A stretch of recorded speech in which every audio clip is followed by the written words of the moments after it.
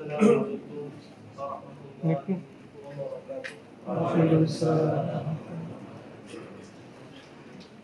Innal hamdalillah nahmaduhu wa nasta'inuhu wa nastaghfiruh wa na'udzu billahi min shururi anfusina wa min sayyiati a'malina. May yahdihillahu fala mudilla lahu wa man yudlil fala hadiya lahu. Asyhadu an la ilaha illallah wahdahu la syarika lahu wa asyhadu anna Muhammadan abduhu wa rasuluh. Fa inna asdaqal hadits kitabullah wa khairul hadi hadi Muhammadin sallallahu alaihi wasallam wa syarrul umuri muhdatsatuha wa kullu muhdatsatin fid din bid'ah wa kullu bid'atin dhalalah wa kullu dhalalatin fin nar. Amma ba'd. Bapak-bapak, ibu-ibu, ikhwan dan akhwat yang senantiasa dimuliakan oleh Allah Subhanahu wa taala.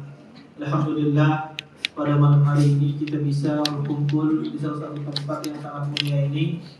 Mudah-mudahan perkumpulan kita dan amal ibadah yang kita kerjakan senantiasa diterima oleh Allah Subhanahu wa taala.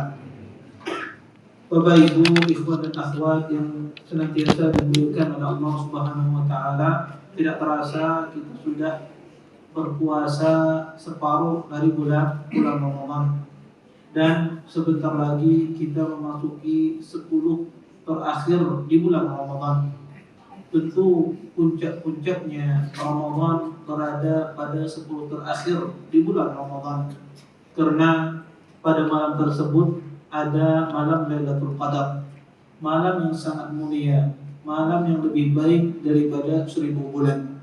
InsyaAllah pada kesempatan malam hari ini saya akan berbicara secara detail, secara terperinci yang berkaitan tentang masalah Lailatul Qadar. Allah Subhanahu wa taala menurunkan satu surah hanya membicarakan tentang masalah Lailatul Qadar. Allah mengatakan, inna anzalnahu fi Lailatul Qadar. Sesungguhnya kami turunkan Al-Quran pada malam Lailatul Qadar. Ini menunjukkan bahwasanya malam Lailatul Qadar malam yang sangat mulia.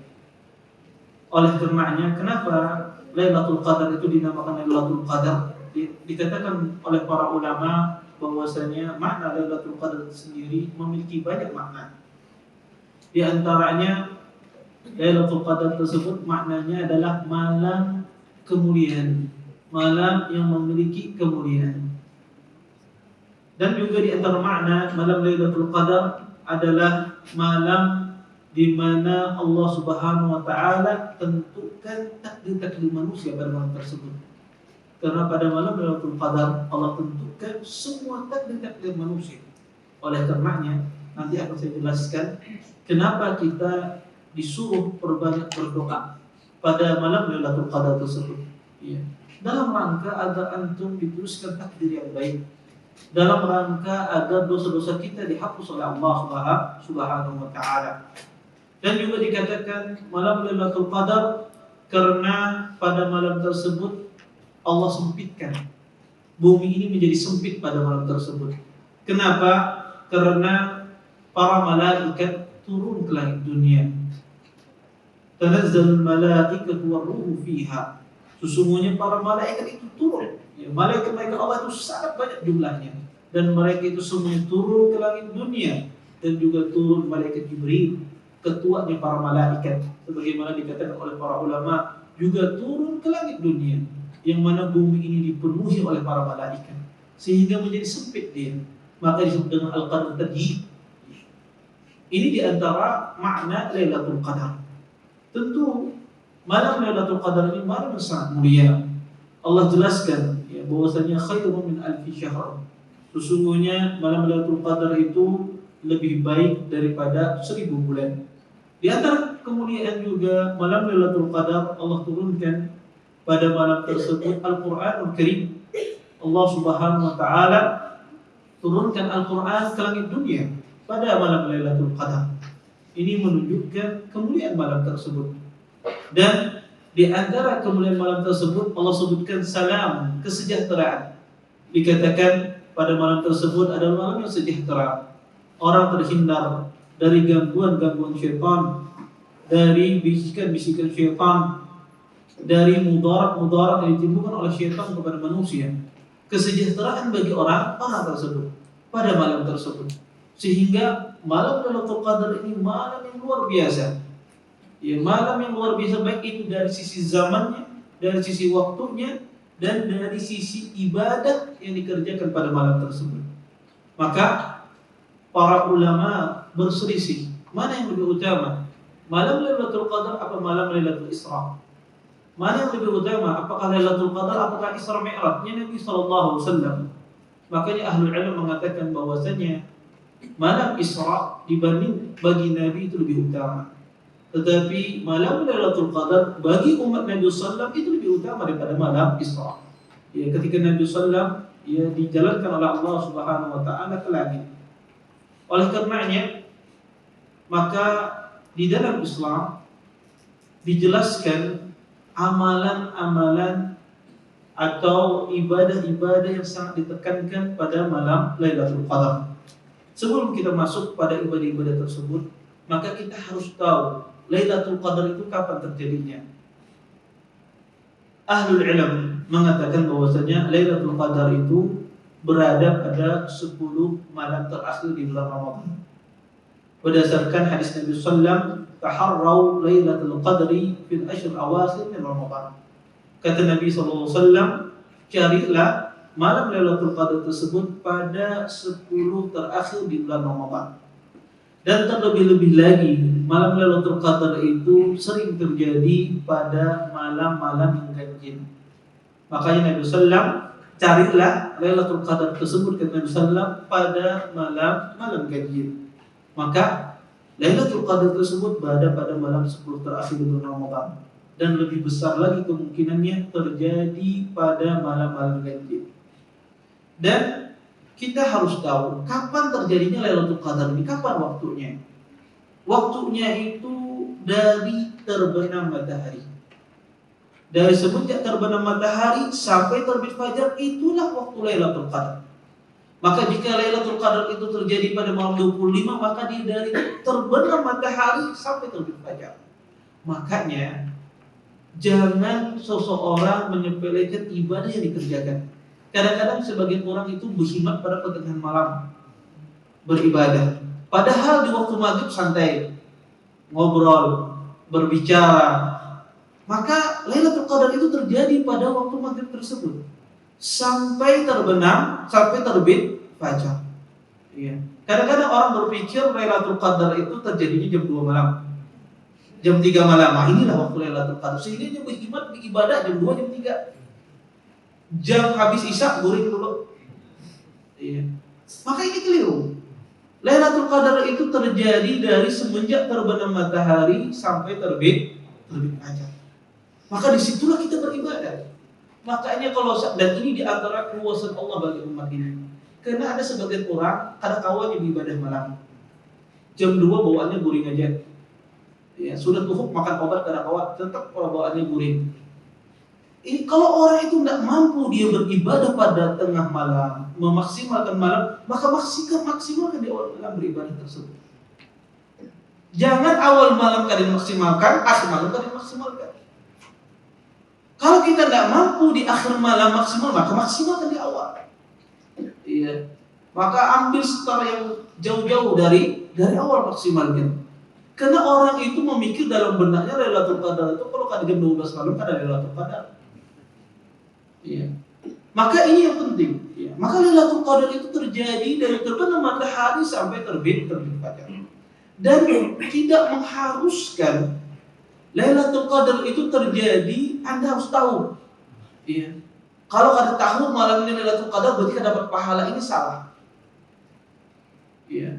Sehingga ada sebagian orang merasa dia tidak merasa malam tadi Lailatul Qadar berarti kada dapat pahala. Ini tidak benar. Tidak mengharuskan orang yang diganjar oleh Allah Subhanahu wa taala pada malam Lailatul Qadar tersebut dia harus tahu terjadi malam Lailatul Qadar. Apakah kita bisa tahu Ustaz malam Lailatul Qadar? Bisa jadi. Bisa jadi ada sebagian orang itu ditampakkan oleh Allah Subhanahu wa taala dalam mimpinya. Sebagaimana Allah tampakkan kepada para sahabat-sahabat Nabi sallallahu alaihi wasallam. Dan Allah tampakkan juga kepada Rasulullah sallallahu alaihi wasallam. Maka ru'yatul mukmin ya Mimpi seorang mukmin itu adalah mimpi yang benar. Tetapi tidak ada persyaratan. Orang itu diganjar pahalanya untuk mendapatkan Lailatul Qadar, dia harus tahu. Maka walaupun dia tidak tahu, selama dia beribadah pada malam 10 terakhir di bulan Ramadan, maka dia mendapat pahala. Pasti dia mendapatkan Lailatul Qadar ketika dia beribadah pada 10 terakhir di bulan Ramadan. Kemudian amalan yang sangat ditekankan pada malam Lailatul Qadar ada beberapa amalan. Yang pertama, amalan yang sangat ditekankan pada malam Lailatul Qadar adalah melaksanakan qiyamu Lailatul Qadar. Kata Nabi sallallahu alaihi wasallam, "Man qama Lailatul Qadri imanan wa ihtisaban, ghufira lahu ma taqaddama min dhanbihi."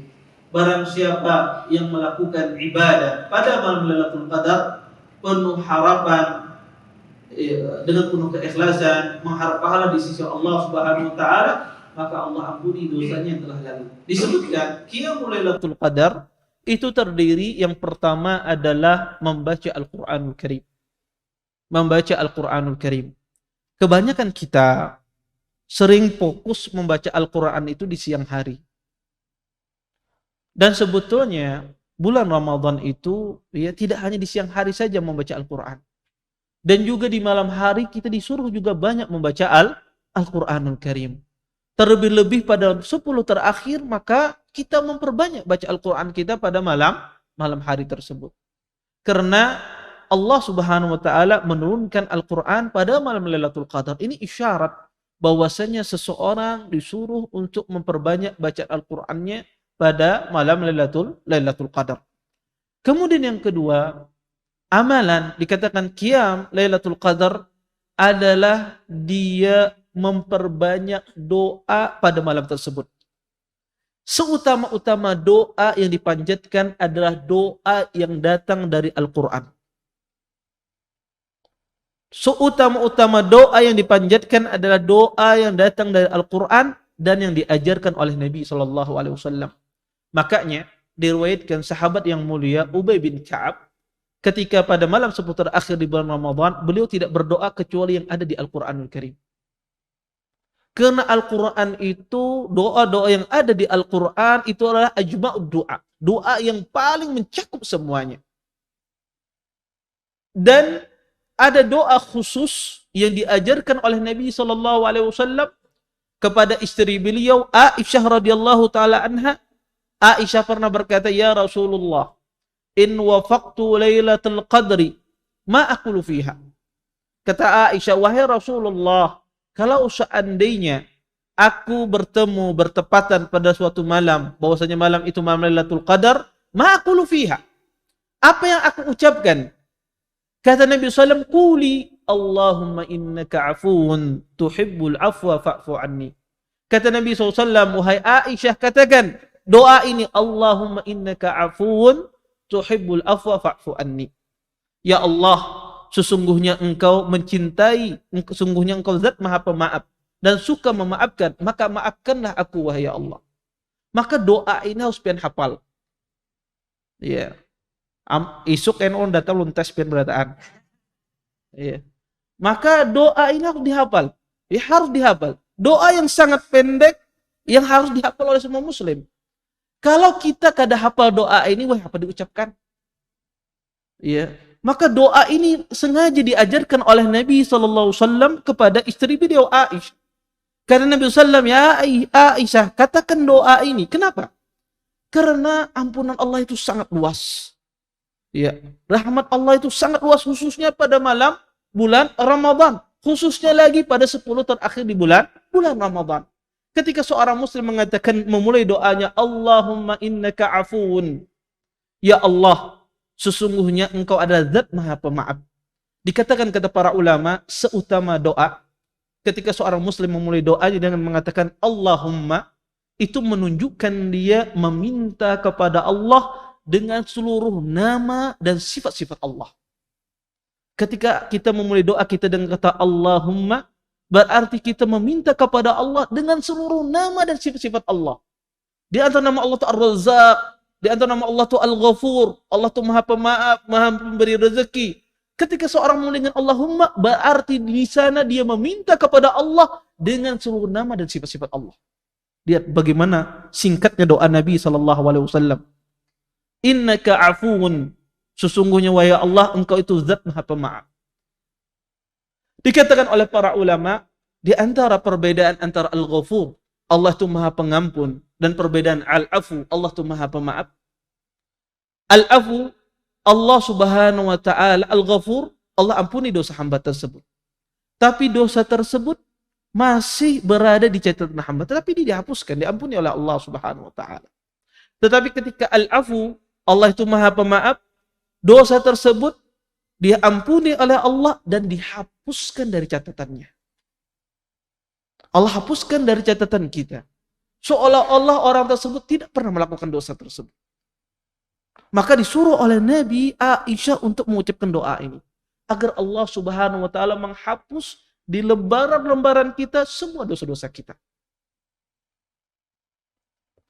Maka doa ini sangat ditekankan pada malam Lailatul Qadar, khususnya pada malam 10 terakhir bulan Ramadan. Kemudian yang ketiga, ibadah yang sangat ditekankan pada 10 terakhir di bulan Ramadan adalah kita melaksanakan sholat malam. Dan ini sebagaimana yang kita lakukan biasanya, dan khususnya pada malam 10 terakhir bulan Ramadan, maka kita juga memperbanyak sholat malam kita. Ya, memperbanyak sholat malam kita. Entah itu sholat tarawihnya dipanjangkan, atau dibagi dengan dua, ya, di awal malam dan di akhir malam, maka tidak ada masalah. Maka tujuannya adalah seseorang menghidupkan malam tersebut dengan qiyam, dengan mendirikan salat, berzikir kepada Allah Subhanahu wa taala. Dan yang terakhir, di antara amalan yang sangat ditekankan ketika kita berada pada 10 terakhir di bulan Ramadan adalah iktikaf. Adalah seseorang beriktikaf, luzumul masajid, tinggal di masjid. Maka iktikaf ini disunnahkan, baik itu laki-laki ataukah wanita. Disebutkan dalam sebuah hadis, kana Rasulullah sallam ya'takiful ashrul awakhir min Ramadan hatta tawaffahu Allah, summa takafa azwajuhu min ba'dih. Sesungguhnya Nabi SAW beliau beriktikaf pada 10 terakhir di bulan Ramadan sampai meninggal. Kemudian beriktikaf setelah Nabi adalah istri-istri beliau. Maka beriktikaf ini dilakukan di masjid. Baik itu namanya musalla, langgar, maka yang penting tempat tersebut didirikan salat berjamaah. Dikatakan masjid, sesuatu itu dikatakan masjid ketika terpenuhi dua syarat. Pertama, bahwasanya tempat tersebut diwakafkan untuk didirikan salat. Kalau orang bisi, langgar, surongan, bangun pribadi kada diwakafkan, itu bukan masjid namanya. Bukan musalla namanya.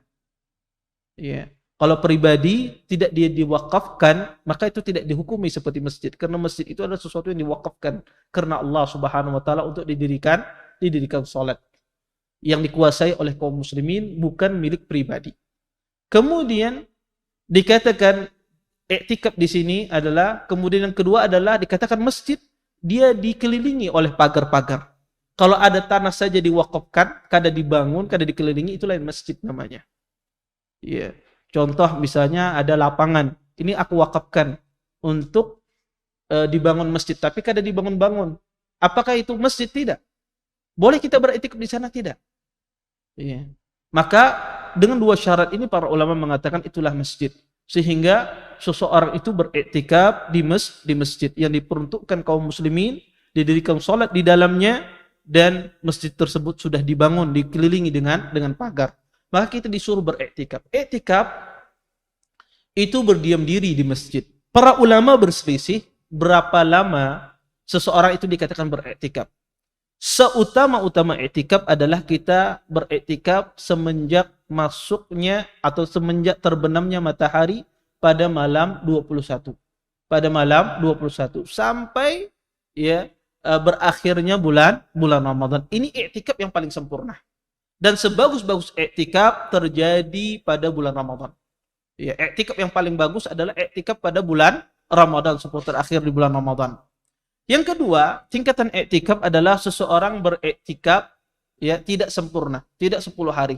Karena mungkin sebagian orang itu ada mungkin sibuk malamnya ya, sehingga dia iktikaf kadang-kadang jam 10 malam, Maka kata para ulama, iktikaf yang kedua adalah yang mustahab adalah beriktikaf 1 malam atau dia beriktikaf 1 hari. Maka ini juga dikatakan iktikaf. Ya, ini iktikaf juga yang afdal. Ya, kalau seandainya dia tidak bisa 10 hari terus menerus tidak keluar dari masjid, maka iktikaf yang setelahnya adalah seseorang beriktikaf sehari atau semalam. Maka ini iktikaf yang afdal, yang dianjurkan juga. Tetapi kalau seandainya tidak bisa Ustaz, apakah boleh beriktikaf itu sejam, 2 jam di dalam masjidnya iktikaf? Terjadi khilaf di kalangan para ulama dalam masalah ini, tetapi insya Allah yang rajih itu boleh. Ya. Seseorang berniat iktikaf sejam, 2 jam, karena dia tidak bisa mungkin meninggalkan rumahnya karena anaknya masih kecil, atau istrinya mau melahirkan, atau ada hal-hal yang tidak memungkinkan dia pergi ke masjid. Maka bisa dia berniat 1 jam atau 2 jam, dia berdiam di dalam masjid, maka ini insya Allah juga dikatakan iktikaf. Karena Nabi SAW tidak pernah membatasi ukuran iktikaf tersebut. Oleh karena itu kata jumhur, maka iktikaf itu boleh walaupun dia sesaat berada di dalam masjid. Dan di antara yang membatalkan iktikaf adalah ketika kita keluar dari masjid. Kebanyakan orang beriktikaf 10 hari terakhir, tapi setiap jam membatalkan iktikafnya. Ya, harus keluar aja melihat lingkungan dulu nah ya. Bujur banyak ada bulik ke rumahnya tapi keluar dari masjid tanpa ada hajat, ini batal iktikafnya. Iya. Maka orang iktikaf itu, sebagian orang berkeyakinan iktikaf itu selama inya kada bulik keluar mana aja kada batal iktikafnya. Selamanya kada bulik ke rumahnya, yang penting di sini berkunjang-kunjang kada apa-apa. Maka ini tidak benar, ya. Iktikaf itu berada di dalam masjid. Kalau kita keluar dari area masjid, ya dari halaman masjid tanpa ada hajat, misalnya ini halaman masjid ya, teras masjid kemudian halaman tempat parkiran, itu bukan dari masjid. Kalau Anda keluar ke sana tanpa ada hajat, maka batal iktikafnya. Kecuali ada hajat untuk kencing, berwudu, ya mengambil air wudu, maka tidak ada masalah. Adapun berkunjang-kunjang, menghirup udara segar, beisukan, maka ini batal iktikafnya. Ya. Maka iktikaf itu maksudnya adalah dia berdiam diri di dalam masjid. Dia tidak keluar dari masjid kecuali ada hajah, ada keperluan. Inilah yang dinamakan iktikaf. Mudah-mudahan apa yang ulun sampaikan ini bermanfaat. Kelamaan ulun minta afwan. Kita tutup dengan doa kafatul majlis. Subhanakallahumma bihamdika asyhadu an la ilaha illa anta astaghfiruka wa atubu ilaik. Assalamualaikum warahmatullahi wabarakatuh. Terima kasih. Jazakumullah khairan wa barakallahu fikum. Video ini dibuat atas partisipasi dari donasi Anda. Semoga menjadi amal jariah bagi Anda semuanya.